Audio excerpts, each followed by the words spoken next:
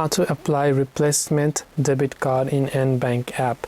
नमस्कार साथीहरु, आजको यस भिडियोमा हामी चाहिँ यहाँ रिप्लेसमेन्ट डेबिट कार्डलाई कसरी अप्लाई गर्ने भनेर सिक्न गइरहेको छौं नबिल बैंकै एपबाट। त्यही भिडियोलाई चाहिँ ध्यान दिएर अन्त्यसम्म हेरिदिनु होला।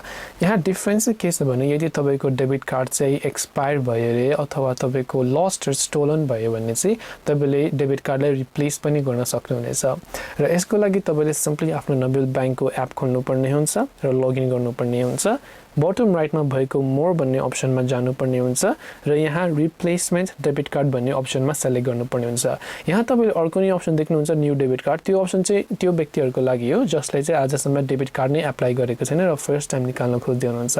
यदि तपाईले अलरेडी निकालेर तपाईको डेबिट कार्ड कतै हरायो भने चाहिँ तपाईले रिप्लेसमेन्ट डेबिट कार्ड भन्ने अप्सनमा चाहिँ जानुपर्ने हुन्छ र त्यहाँबाट तपाईले आफ्नो पहिला सबैभन्दा पहिला त्यो रिजन सेलेक्ट गर्नुपर्ने हुन्छ है। किन चाहिँ तपाईले यहाँ रिप्लेसमेन्ट गर्नु परेको, आइदर ड्यामेज थियो कि चिप प्रब्लम थियो कि अनकलेक्टेड कार्ड थियो कि लस्ट थियो कि स्टोलन थियो कि अदर्स थियो कि व्हाटएभर तपाईको रिजन हो।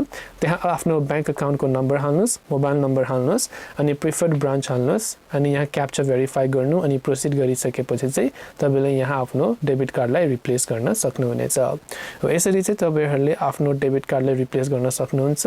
भिडियोलाई अन्त्यसम्म हेर्नु भएकोमा धन्यवाद र यस्तै भिडियोको लागि च्यानलमा लाइक, कमेन्ट र सब्स्क्राइब गरिदिन नभुल्दिनु होला।